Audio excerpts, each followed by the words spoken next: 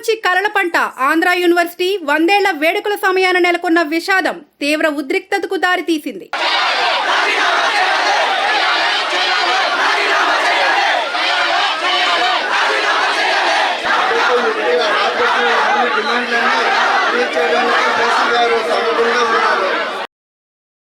B Ed చదువుతున్న విద్యార్థి మణికంఠ కుటుంబానికి న్యాయం చేయాలని కోరుతూ శుక్రవారం రెండో రోజు విద్యార్థులు వీసీ కార్యాలయాన్ని చుట్టుముట్టారు.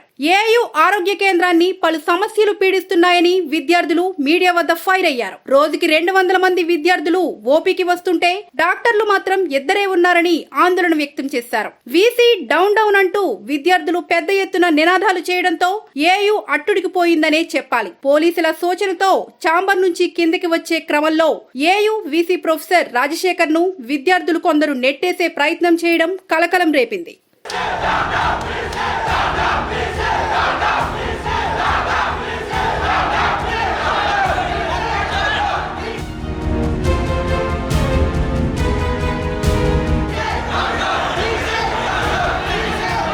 ఈ రోజు ప్రధానంగా నేను ఎవరైతే మణికంఠ బీఈడీ సెకండరీ చదివిన అబ్బాయి చనిపోయాడో దాని ముద్దుకు కారణం పూర్తిగా వీసీ బాధ్యత వహించాలి.